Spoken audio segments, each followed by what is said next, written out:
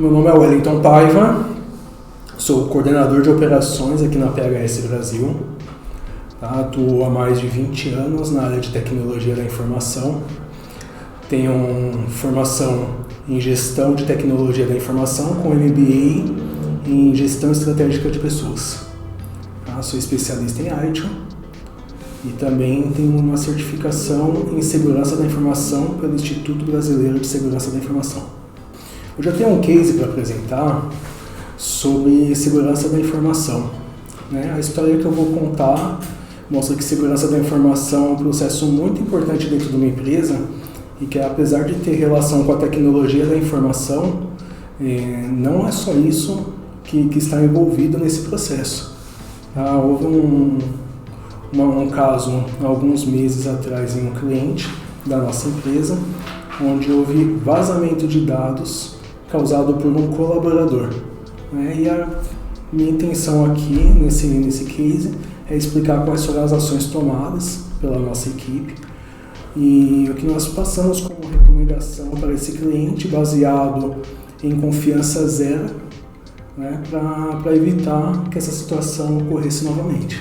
Particularmente, isso não acontece só em TI, acontece em muitas áreas, mas o cliente ligou diretamente no meu celular, expondo uma situação onde uma colaboradora da sua empresa vazou informações dos clientes para um terceiro e segundo o relato desse cliente, esse terceiro estava entrando em contato com os clientes dele, solicitando pagamento via Pix para alguns serviços oferecidos pela organização. E os clientes eles acabaram percebendo alguma situação estranha ali e relataram isso para a pessoa que entrou em contato comigo. Foi algo assim bem interessante, porque a gente sabe que é comum disso acontecer, mas de chegar na gente assim instantaneamente foi uma surpresa bem grande, pela estrutura do cliente, pela cultura organizacional também que tem dentro da empresa. Então foi assim, um choque, mas que nós estávamos preparados para tratar aquele incidente de vazamento de dados. O cliente ele pediu uma confirmação, pois ele precisava levantar evidências de que havia o vazamento de informações. Inclusive o cliente já até tinha suspeita de qual o colaborador que estava vazando essas informações. E aí a gente vem para uma questão muito intrínseca assim, de segurança da informação. Onde inicialmente eu recomendei ao cliente que já acionasse o seu departamento jurídico para tomar as ações cabíveis, e a partir dali eu comecei o levantamento imediatamente dessas evidências. O vazamento das informações foi por WhatsApp, apesar do cliente ter um ambiente muito propício, com software legalizado, computadores em bom estado, o ambiente em nuvem Microsoft, com toda a estrutura de segurança necessária. Ele ainda utilizava o WhatsApp Business através de celular, que era sincronizado no computador. E a partir daquela informação eu fui atrás das evidências, procurar mensagens pelo WhatsApp que estava instalado no computador, e-mails, ou até mesmo outros documentos dentro da nuvem que pudessem corroborar para o levantamento das evidências desse caso aí. E apesar disso, eu não encontrei nada. Houve muita dificuldade até em identificar quem era a pessoa, porque esse WhatsApp Business era compartilhado entre várias pessoas e elas não se identificavam perante os clientes dessa empresa, para a troca de informações. Então foi muito difícil identificar quem era. Alguns clientes não estavam gravados na agenda da organização, então até mesmo uma dificuldade em saber quem era o cliente, identificar esse cliente. Mas apesar disso, alguns clientes relataram, passaram dados desse terceiro, de quem estava cobrando eles por WhatsApp. Então, através dessas informações, a gente conseguiu levantar algum tipo de evidência, mas que infelizmente não foram suficientes, né, para chegar na pessoa. Tá? Dessa forma, o cliente conduziu uma investigação interna, né, e conseguiram chegar nessa pessoa e tomaram todas as medidas cabíveis, né, dentro da legislação e tudo mais. Né? E é muito interessante ressaltar que isso aconteceu enquanto o Congresso Nacional estava votando a Lei Geral de Proteção a Dados. Né? E está muito ligado esse vazamento de informações aos requisitos da própria lei. Né? Algumas ações que devem ser tomadas como pré-requisitos da própria lei, na verdade. Tá?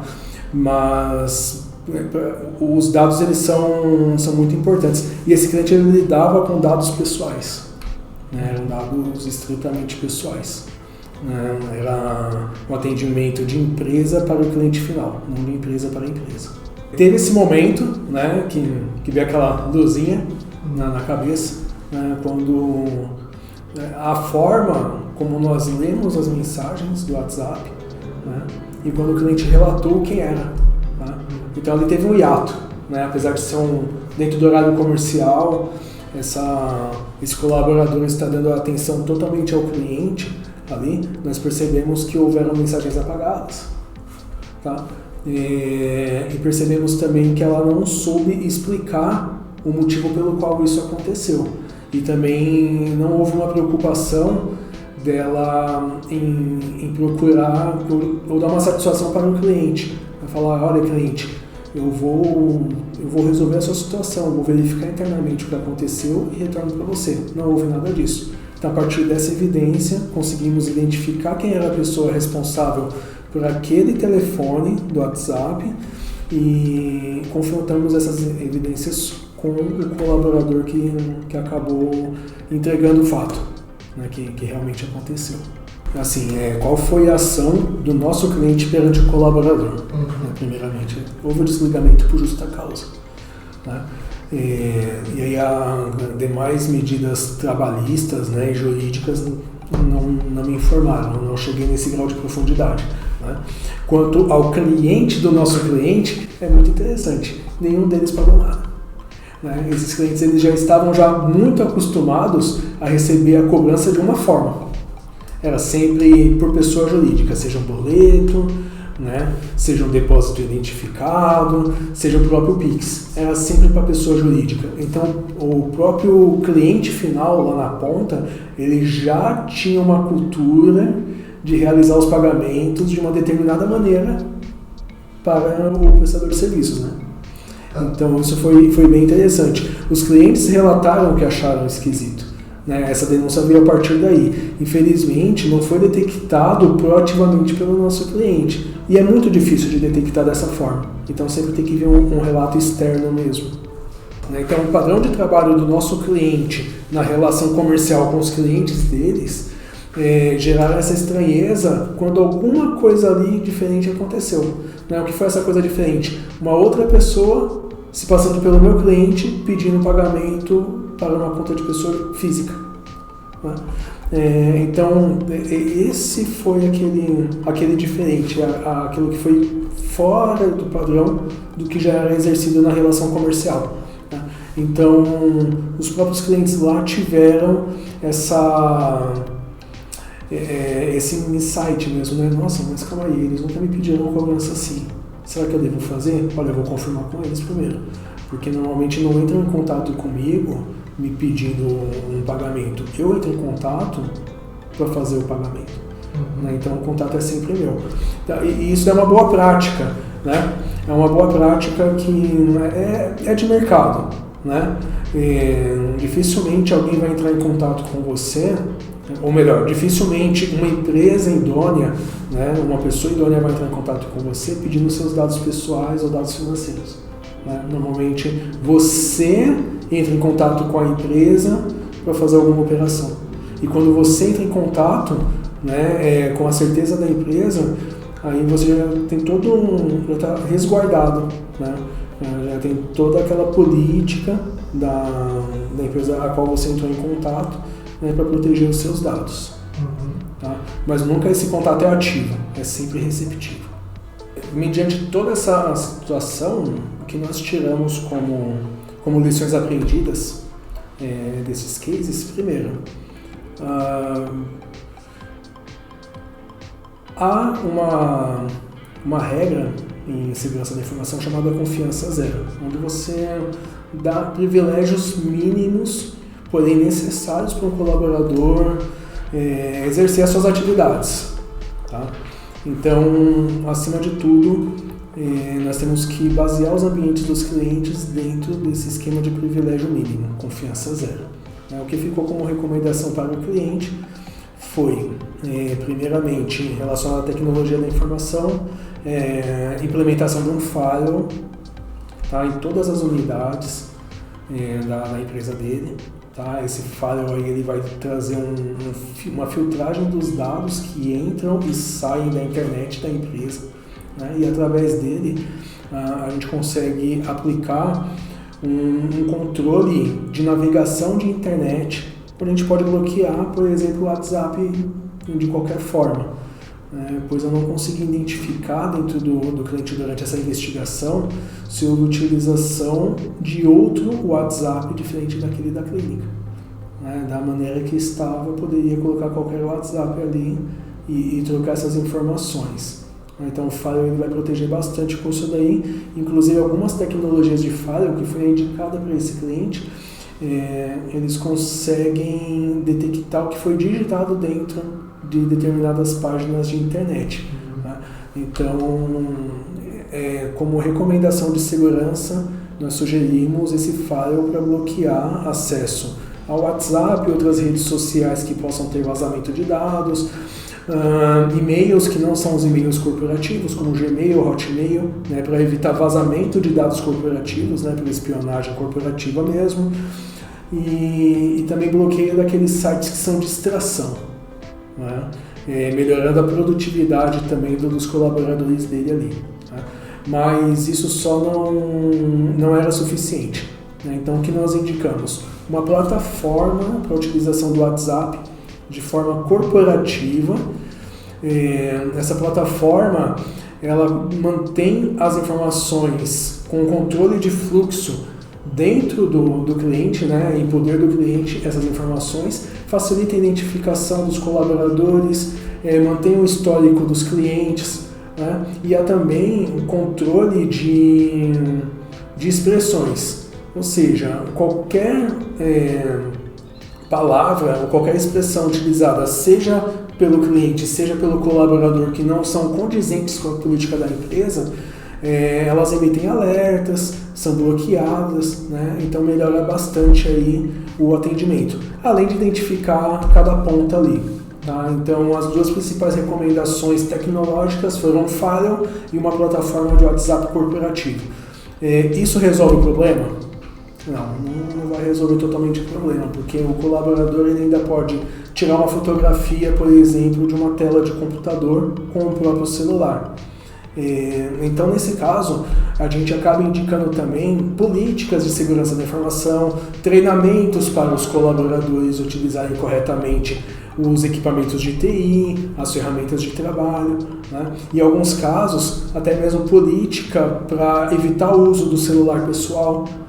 A pessoa começa a trabalhar, ela deixa o celular dela dentro de um armário para evitar que aconteça esse tipo de situação. Né? Então a gente acaba criando ali todo um sistema, né, que não é só TI, para proteger as informações do cliente, treinar os colaboradores e proteger o próprio ambiente de TI. Né? Então utilizamos esses recursos. Isso vai resolver o problema? Não 100% ainda. Aí cabe também uma cultura organizacional, treinamento contínuo do cliente com os seus colaboradores para evitar a recorrência. E o que nós indicamos foi simplesmente todo um aparato para caso tenha algum incidente, a empresa ficar resguardada de que tomou todas as ações possíveis e cabíveis para que aquilo não ocorresse. mas nada infelizmente é 100%. Dessa situação, né, é o que a gente pode deixar como uma orientação geral, né? Seja em relações comerciais ou não, é você evitar fortemente passar informações pessoais para pessoas que você não conhece, por qualquer que seja o meio de contato, né? Evitar inclusive passar essas informações por e-mail, tá? Informações pessoais, informações financeiras, né? Evitar a todo custo, né?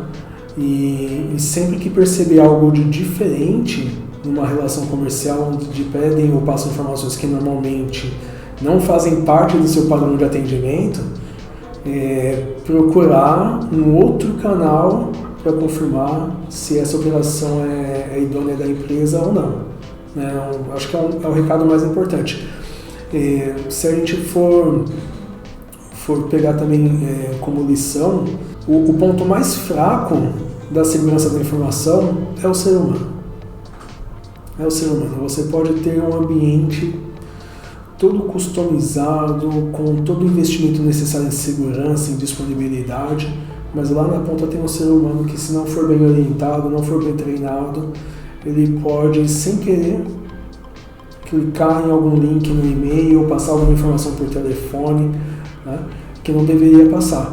E normalmente os criminosos que conseguem essas informações, eles usam muito de engenharia social, ou seja, eles parecem muito familiares para aquele usuário ali na ponta, né, e para conseguir pegar essas informações.